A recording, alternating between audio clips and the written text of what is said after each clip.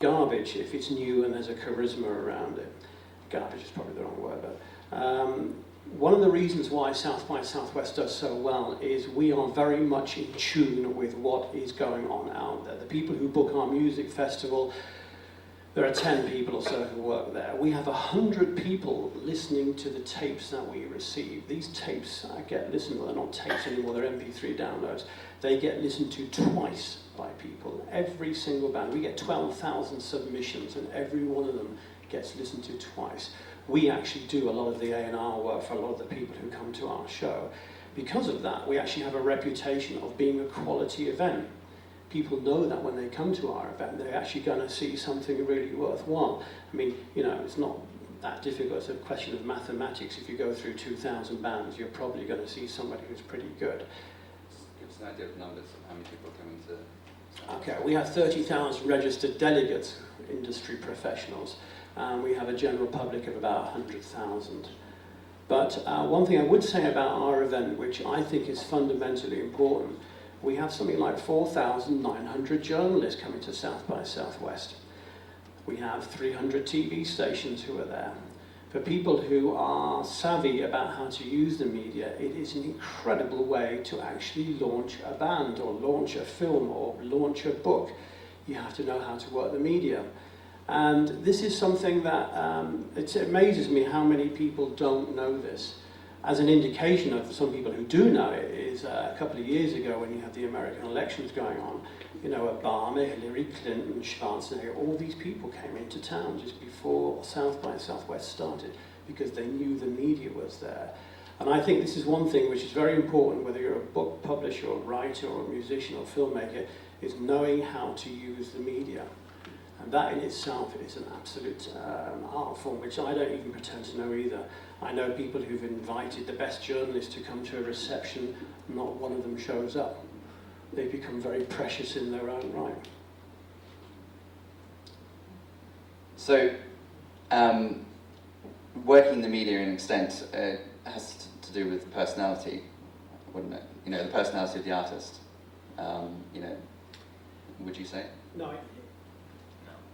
It's more than that. It's actually knowing the journalists you want to contact. You know, it's sort of the year's work of going into like New York or Christof, I don't know if you just did this when you went to town, inviting journalists out for lunch or something, or inviting them out for a drink.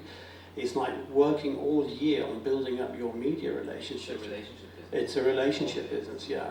And you know, I mean, there are people, I mean, you can see the people who are absolutely brilliant at doing this because they do it all year round, just working. Do you think that needs to be the artists themselves or the manager or the publicist? It should be in an ideal world, the publicist. It's a question of whether people can afford a publicist a lot of it. But you know, one thing I will say, it kind of ties into the event sort of topic of this story. I know that there's a guy who writes for the New York Times, and he always does a lot of stories about South by Southwest. But the stories he writes are not stories. They're not about a band coming from Iceland, for example. They're about Reykjavik. What's going on in Reykjavik? How does this band fit into what's going on with films that are coming out there? And I think this is part of the bigger picture, is creating stories where your book or your artist or your film slot into a bigger picture. I mean, this was true of Iceland, particularly a few years ago. With Bjorn, it suddenly became the place to go. I guess Berlin a few years ago, maybe even now, is still considered to be a very cool place. So you've got to create stories where you can slot that information in. I think we were talking about, you know, our agencies. Are they taking over the role of record labels, or you know, the other big live agencies, the new majors? Is that you referred to the Madonna example as one. So that's someone with guaranteed success, someone who's clearly going to make a lot of money. It's the risk, you know, the risk ratio is much lower. So do you think that there's a place for agents to do the A&R, you know, that you were just referring to, with regards to new bands? And you know, maybe either one of you want to pick this up about examples of how involved you are how involved you are in A&R at South by Southwest, or As I said, South by Southwest has become a stomping ground for agents. All the UK agencies are sending their people there. And you know, you've got the sort of big booking conglomerates, like something like Creative Artists, CAA, and William Morris. They've got their offices in LA. They've got an office in Nashville and one in London. And these people all come on down to Mirko's little conference with 30,000 people and chase the buzz. And some agents, more than others, take that job very seriously and really go after a band that they feel passionate about, that's going to grow, that's going to have potential. They really look at it. Others hear 3 other agents talk about the same band and go after them just because 3 other agents are talking about them. But that's really the fundamental difference. And I wanted to ask people here, or you, or experts from the book publishing, the fundamental difference is that sort of we as the makers, the producers of music, have lost the control of our content, or over our content in the last sort of 10 years.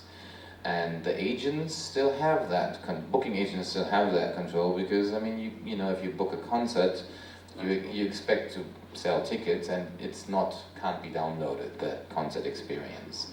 So we okay, I'll put this band in the studio, and they create a master, and then I press that master onto a CD, and in that very moment it's a digital clone. It's digital, it can be cloned. I was just, 10 days traveling in the US, and I spent a lot of time in airports, and I spent a lot of time in, subways in New York and stuff like that. And I've seen so much more of these readers, of these Kindles, and I think much more Kindles. People who actually read don't use the iPad. I think they use the Kindle, it seems. Maybe the iPad is more of a lifestyle thing, but the Kindle is the literature weapon of choice. In the US, it's much more established. Yeah, but what happens in the US will happen here in the next 5 years. So let's just look at that as what's going to happen over here, because that's normally the way it goes. What's the comparative? I mean, so the Fraunhofer brought us the MP3, and with that MP3 our stuff started to travel without us really enforcing that. Are the books traveling that much now that people have digital readers? And is the loss of control over the content, is that the same kind of problem already as strongly going on in this industry as it is for us? Because I was shocked at the amount of Kindles I saw. I was really like, wow, so this is really happening. Because I'm very old school and can't, so can anyone answer this question? Well, I think with the example of the Kindles, Amazon have got kind of a nice locked system, where, but then you have the iPad, and you have where you can have. Which is also a locked system. Yeah, but then you have you have books that have been released as applications, and then kind of you have the book content, and then you have stuff that goes around it. For example, enhanced editions. Where the Nick Cave example. Where you read through the book.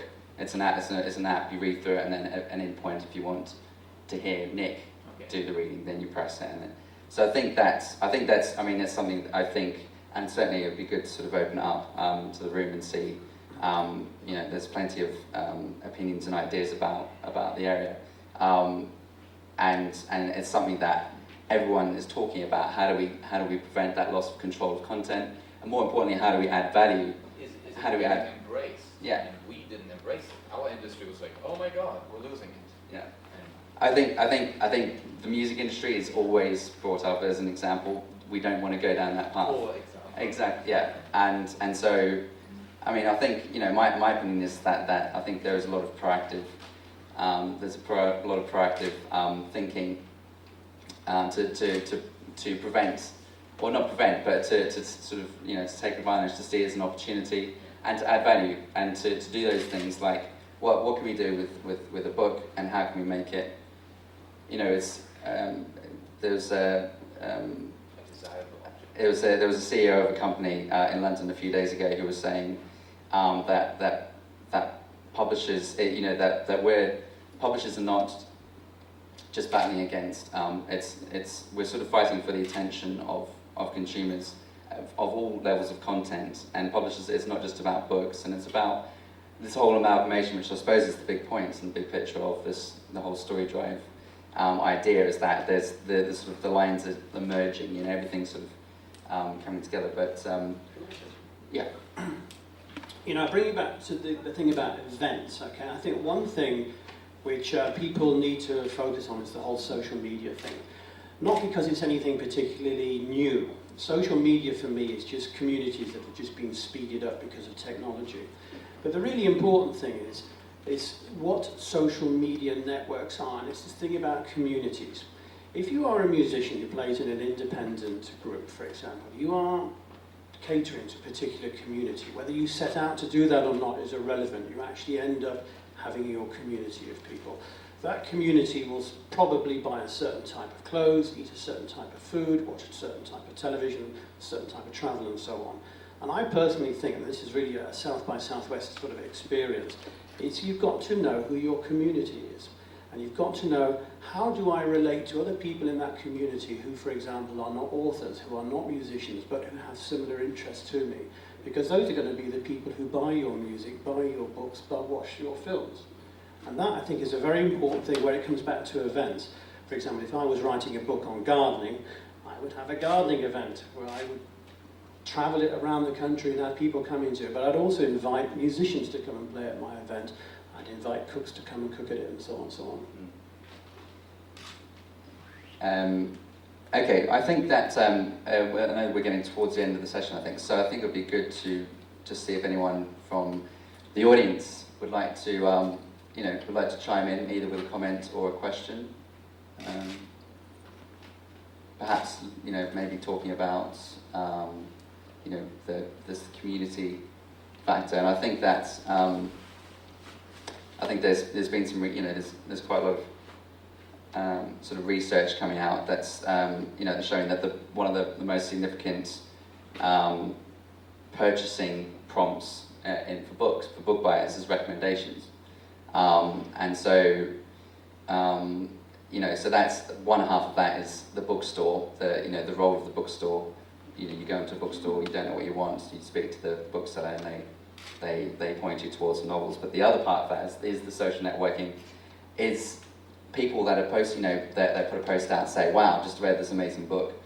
It's trying to cut through all of that noise, the thousands of events, and the music, the sea of music, and like in the UK you have Richard and Judy's a classic example that's always brought up as two TV personalities that had a TV show, and they started a book club, and it was a phenomenon. And so I think people just need that recommendation, and so therefore it then goes back to connecting with the community.